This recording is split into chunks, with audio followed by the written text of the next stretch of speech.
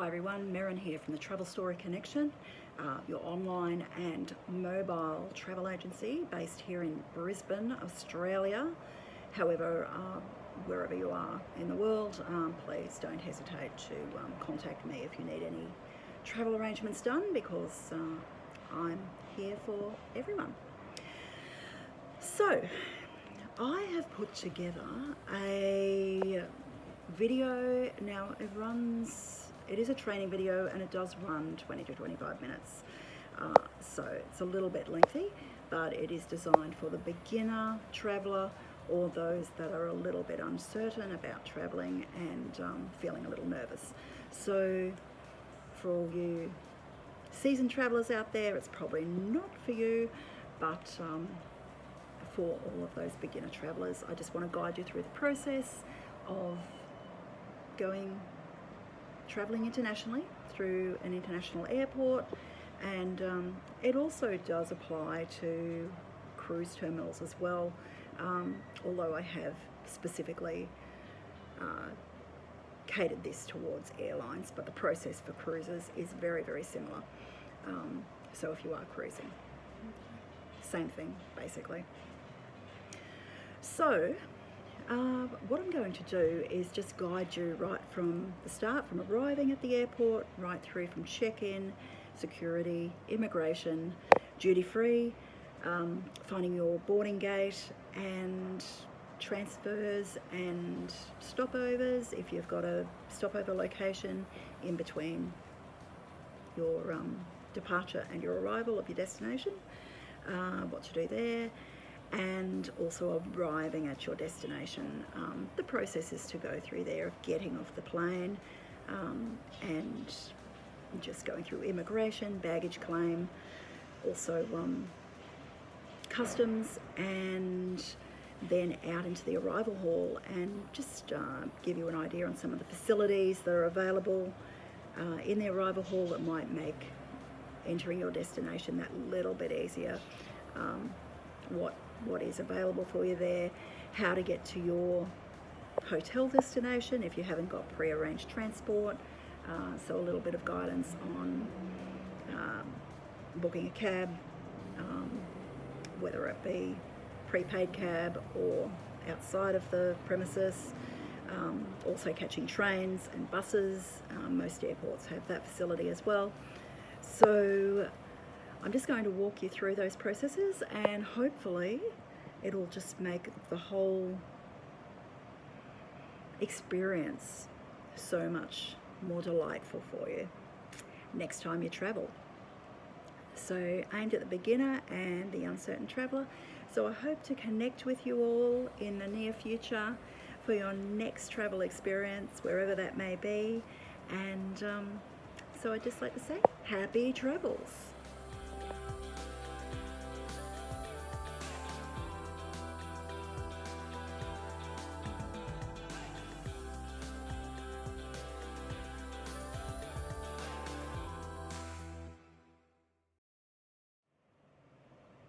Okay, so you're inside the terminal now. Yay, you're about to start your trip. Woohoo! So, what I want you to do is just take 5, just to relax, breathe, get yourself together.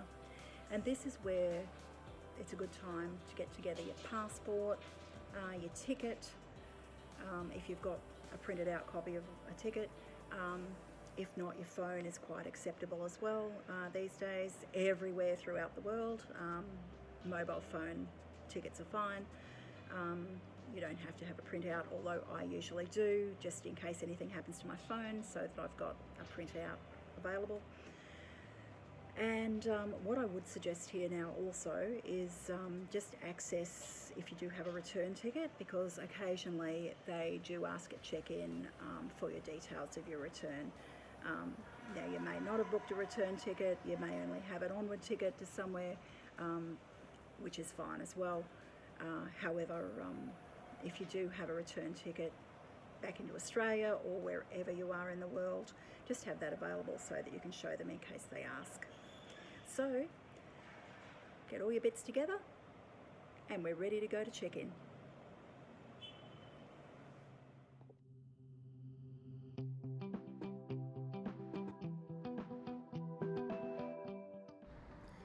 it's on these boards here that you'll find which row you have to go to check in. Just correspond it with your flight number, your destination, and you'll be able to see where you have to go.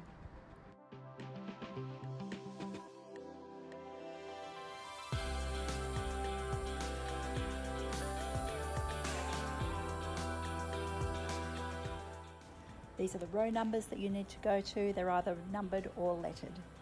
Okay, once you're at their check-in counter, they are going to want to weigh your bag.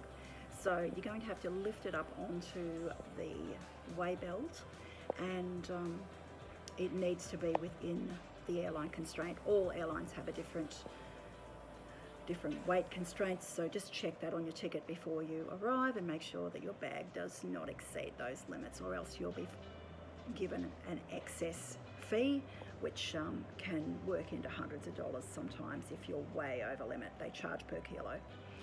Also your hand luggage as well that you're going to take onto the plane, they're very, very strict with that as well, so make sure you're within those weight constraints and size constraints and number constraints there too. Some airlines will allow you 2 pieces of luggage to carry on, some will only allow 1, some are between 7 kilos and some are up to 12 kilos.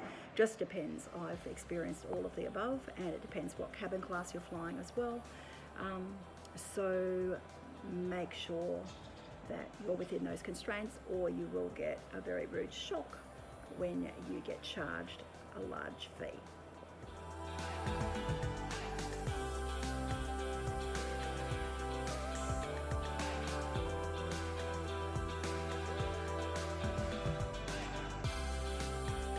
Okay, so you're just finishing up at check-in, and before you leave, I just want you to clarify that your bags are checked right through to the other end of your destination, or your stopover, whichever is applicable.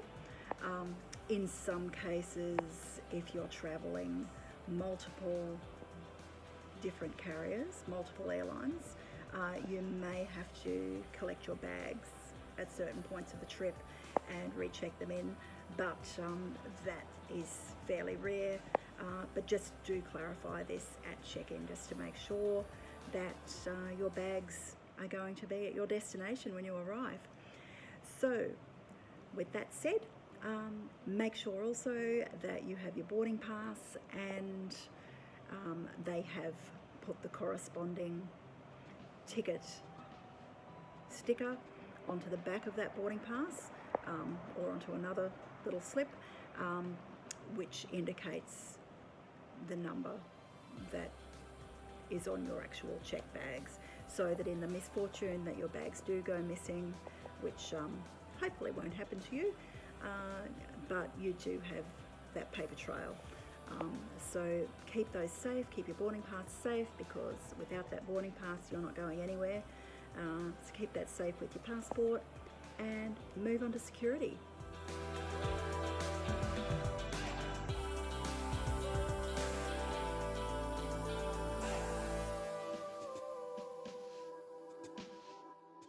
Okay, so you've just arrived at security. Now's the time to ditch that trolley, if you've still got your trolley that you picked up at the start of the airport, because you cannot take that through with you. So ditch that somewhere handy.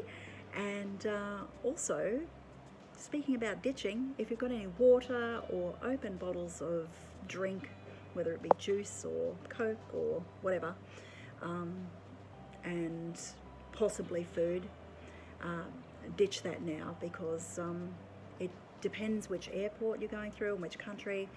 They have different regulations, but liquids are not allowed through. Open liquids and drinking liquids like water are definitely not allowed through any airport through security. So if you're thirsty, drink it up or throw it in the bins that are provided.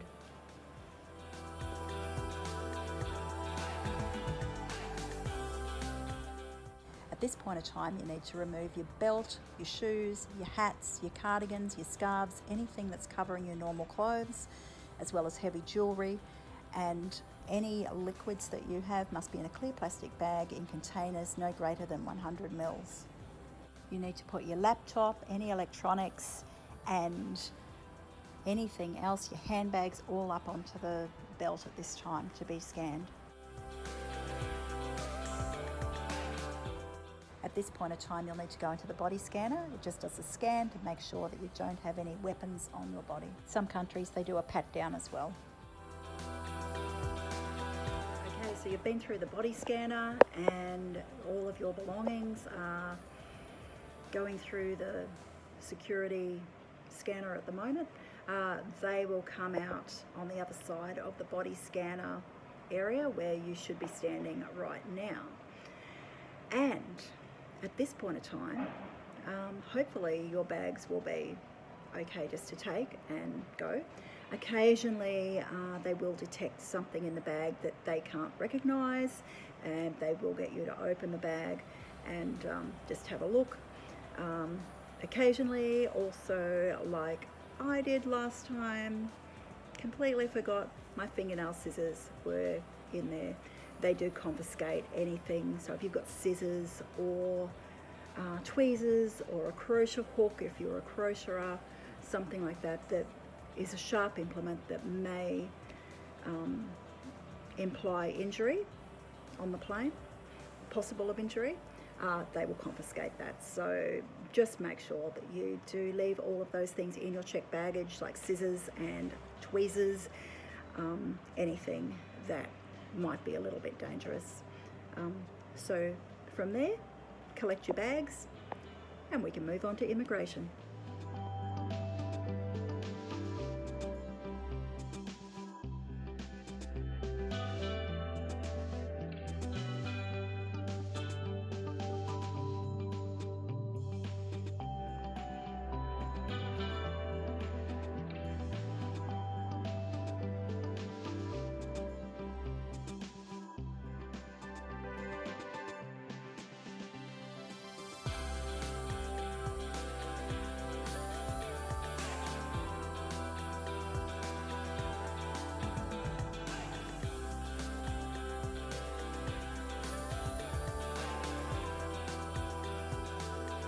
So we've just arrived at immigration, and what you will need from here onwards is your passport and your boarding pass, and also any visas which will be inside of your passport if you are going to a country that actually needs a pre-arranged visa.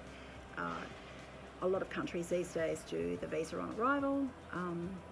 However, if you do need to pre-arrange a visa, please, please, please make sure that you've done your homework and done that before you arrive at the airport, because if it's one of those countries and you don't have a visa, you're not going anywhere.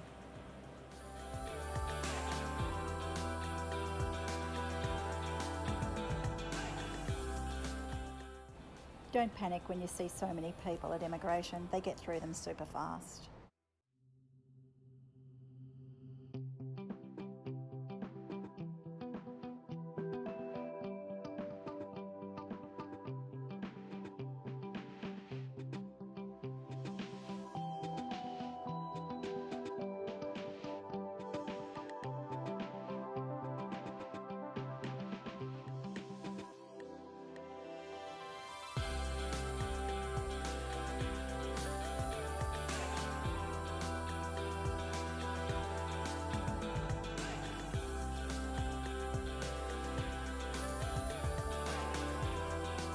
Okay, so you're out of immigration and you're ready to relax. Now, first port of call will be through the duty free. Every single airport that I've been to, as soon as you go through immigration, you are snaked through duty free. So temptation is there. If you don't want to buy anything, there is no requirements that you have to buy anything in duty free. However, this is your opportunity now to buy the tax-free alcohol, perfumes, electronic goods, so you might need a new phone or whatever. They have clothing, they have lollies, they have foodstuffs, pretty well whatever you want in duty free, it's there. Now you can buy duty-free and pre-purchase online before you actually get to the duty-free shop, and that is usually in a circumstance that you want something in particular, and that way it will definitely be there for you when you go through the duty-free shop. So now's your chance to browse. Hopefully you've got a little bit of time up your sleeve before your flight, so enjoy the experience of the airport. So you might want to go and grab a bite to eat, visit the washrooms, or whatever. So from there on in, enjoy your time at the airport.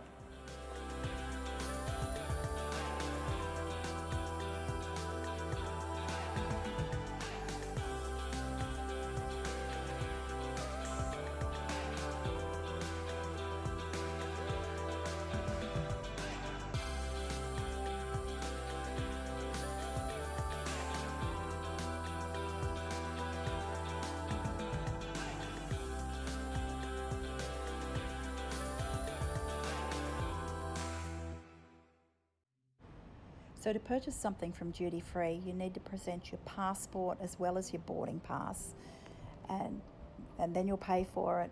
They'll seal it in a bag, and you're not able to open that then until you get to your destination.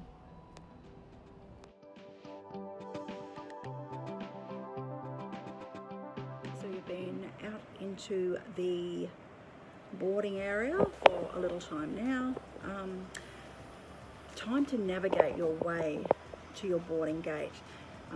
International flights, you really need to be there about an hour before the flight is due to leave, because they do board international flights usually an hour to 3/4 of an hour before the flight. So make your way up to your boarding gate. Just double check that your boarding gate is still what it says so on your boarding pass. They do change those from time to time.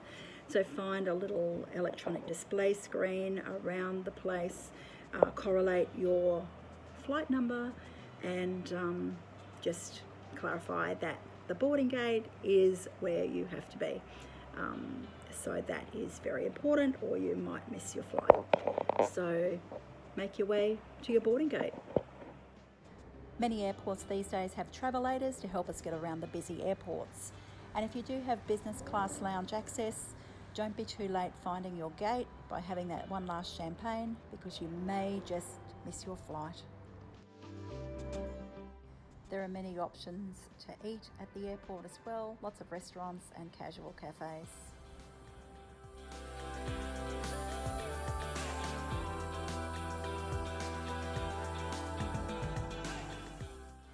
Departure gates are numbered in every airport, so just find your applicable departure gate, double checking that that is still where you have to go, because they do change from time to time.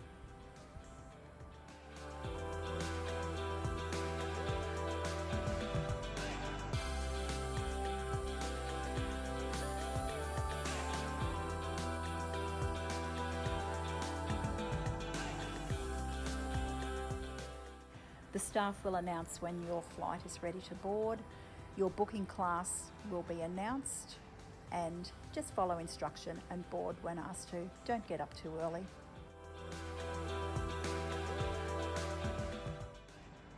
Depending on the airport, sometimes we get to board the aircraft via the ramp, as you can see here, or other times we're taken by a bus out onto the tarmac and have to board via the stairs.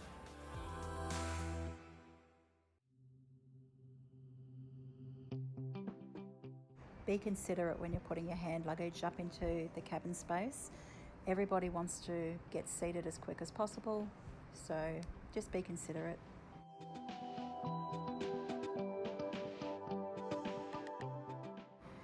Each airline has different travel classes.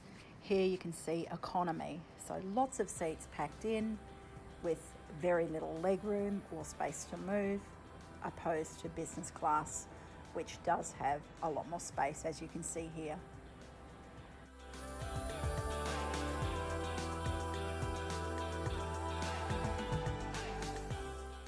On most international flights, economy class will be offered a meal.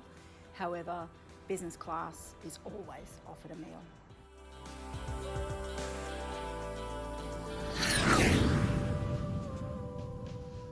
Now, if you do have a stopover or a layover, now is very important to get that right. So, if you are stopping over for the night or a couple of nights, you need to proceed to immigration and then baggage claim, and then out of the airport. So maybe watch the end of this video just to follow those steps, just to get those right. However, if you're just laying over, not stopping over, so you've just got a couple of hours at the airport, now most airports I've found do let you off into the actual boarding area, so you can just find your gate. However, there are a number of airports also that I've been to which I've had to go through a transit area. So depending on the airport, you will be required to do slightly different tasks there. If in doubt, always ask some personnel that are working there, because they will be able to guide you. That's what they're there for. So never hesitate to ask somebody if you're unsure. Move towards the transfer area. If you do have to go, you might have to go through security again, if that is the case, and then back out into the departure area, departure gate area, which I have done at quite a few airports. So it just depends on where you're traveling to. But like I say, never hesitate to ask somebody if you're unsure, because they're there to help.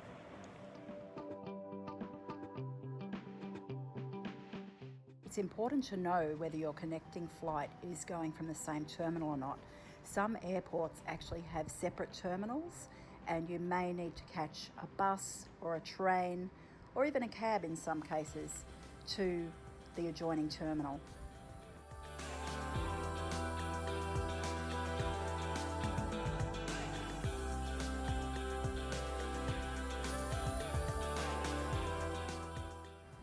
There'll be information booths everywhere you go, so please don't hesitate to ask. That's what these places are there for. They're there to help. Check the departure boards to make sure you know which gate you have to go to.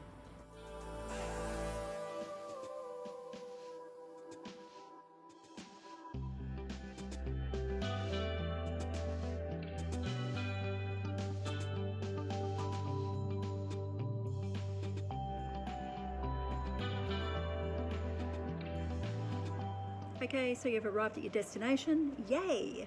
And time to get off the plane. So just get off in your own time. You don't have to rush like everybody does. You can rush if you want, but you don't have to. Hop off. Now, my little advice here is, once you find a washroom, now is your time to use it. Before you pick up your bags from the conveyor belt, so you've got less things to worry about. And also immigration sometimes can be quite a lengthy wait, so if you do need to go to the washroom, go to the washroom now that you've just got off the plane. It's going to be a very valuable tip.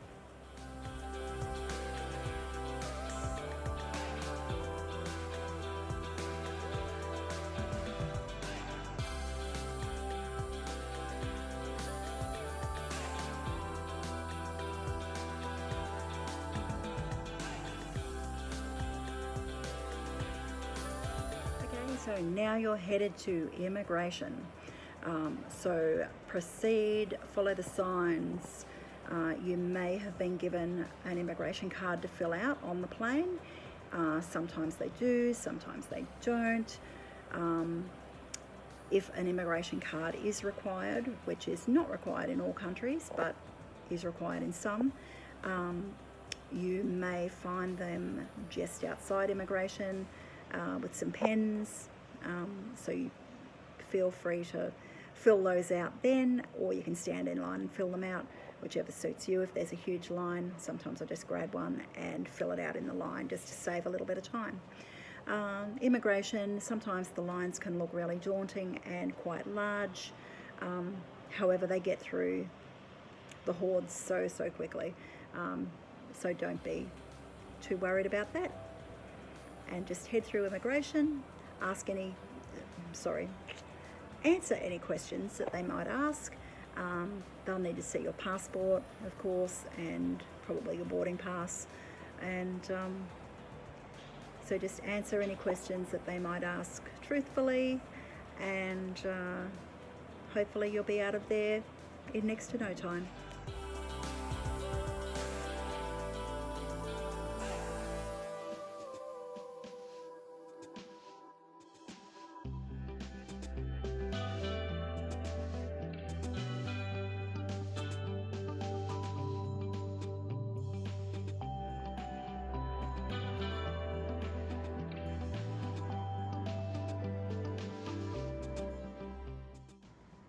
And don't worry if those queues are really long. They get through everyone extremely fast. We've just got out of immigration and you are ready to pick up your bags. So the conveyor belts should be fairly close to immigration in most cases. If not, just follow the signs to baggage claim. And then from there, you'll have a look at the screen near the carousels. They might be on each individual's carousel, or there might be a display screen nearby, and it will tell you from what origin your flight was from. So, for example, if you've flown from Singapore and arrived into Mumbai, your flight number might be SG234, and it'll say Singapore, and that might be on conveyor belt number 4. So just head over to number 4 and wait until your bag comes out. And when you collect your bag, just make sure it is your bag, because even though you have a blue bag with a red stripe, probably there's 5 blue bags with red stripes. So just do double check that it is actually your bag. Just don't take for granted it looks like your bag, because it may not be your bag. So just double check on that, and make sure it's not been tampered with in any way, that you're happy with that, and then proceed through to customs.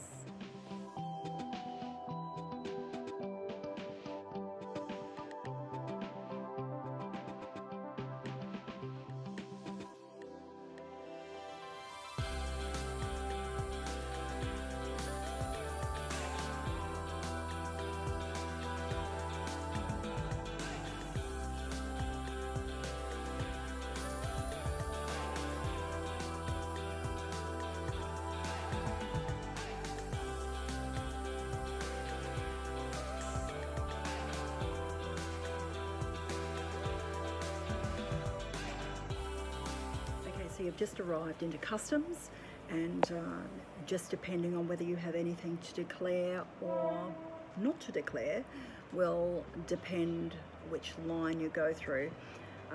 If I'm arriving into a country for a holiday as my first port of call of destination, I very rarely have anything to declare anyway. So you just follow the avenue of whichever line you have to go, so declare or nothing to declare. And if it's nothing to declare, quite often you just walk straight out. It does depend on the country. Sometimes the country will scan your hand baggage as your checked baggage has already been scanned when it would have come off the plane. Goes through a process usually. Just depends on the country once again, wherever you're at. Things do change from country to country, and so just follow whatever process the country that you're in is doing at the time. Sometimes you'll see the sniffer dogs as well. They might jump on bags all over the place. They're usually detecting drugs, that sort of thing in customs. But other than that, most airports, I just follow the no declaration queue and just walk straight out, and nobody even looks at me. So it just depends what you've got to declare or not to declare, and what country it is as well.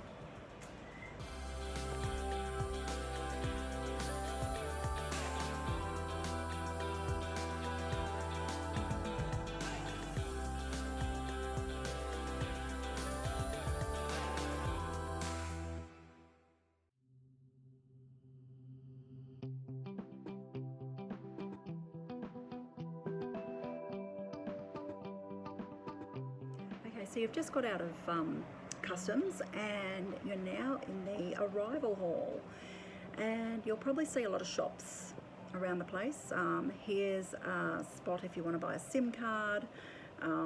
You will pay a little bit extra for it at the airport than you will out on the street, so just keep that in mind.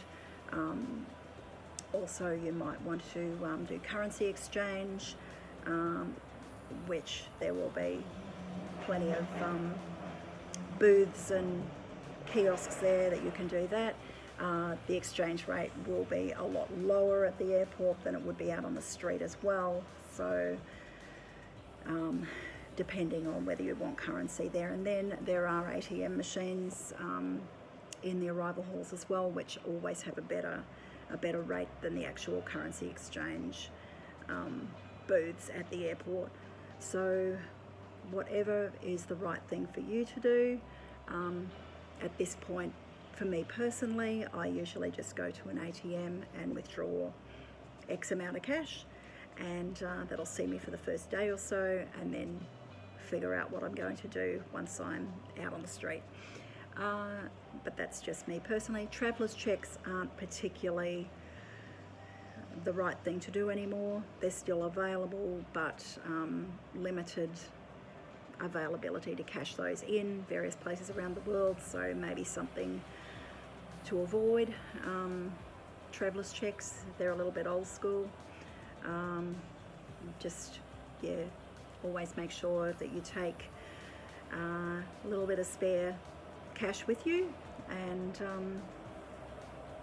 also a couple of forms of payment of credit card or debit card or whatever. Take a couple of forms of cash payment forms with you, so that in case you lose your cards or lose your money or whatever, and hopefully that won't happen, but the possibility is there. So always remember that. Now it's time to move on and find out how you're going to get to your hotel. See you soon.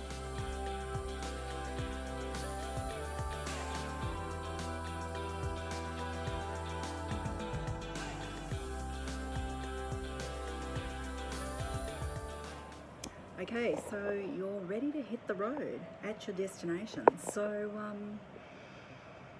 either you will have already paid, if you book through a travel agent, possibly you may have arranged a pickup. Maybe you are planning on catching an Uber.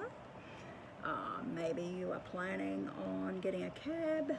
And maybe you are planning on just winging it and seeing what happens when you're there, which is quite often what I do now. However, many airports these days, if you're going into the city, a lot of airports actually have air trains, and you can get a very inexpensive ride into the city via the air trains, which are at the airports. Most airports around the world have them. Some don't, but most of them do. However, catching a cab is relatively easy in any country, whether you're in a third world Asian country or whether you're in Europe or wherever. You just follow the signs to the taxi rank. But in that arrival hall though, where you probably still are and haven't ventured outside just yet, there will be kiosks and booths that will be selling prepaid transport as well. Usually they're a little bit more expensive, but if you want a hassle-free ride into the city, just book with these guys. And what I have noticed in the last couple of years also is Uber, Ola, Meru, a few other of those similar transport companies have actually got kiosks within the arrival hall as well. So you can book your Uber even if you haven't got data on your phone or anything like that. You can just go up to their kiosks and you can book an Uber. They'll give you, you'll pay for it however they wish you to pay for it at the time, and then just they'll give you a number and where to go, and you'll go out to the appropriate area and catch your Uber or your Ola or whatever it is you're catching at the time. And most airports have designated areas for these particular transport companies, so it's quite easy to find. Other than that, there's buses. Most airports have buses, and like I said before, trains, or just a general cab, which you will need to pay in the local currency as well. So when you get to the other end, so make sure you do have some local currency or a card that they'll be able to swipe when you do get to the other end. Other than that, it's fairly easy. Walk on out and enjoy your holiday.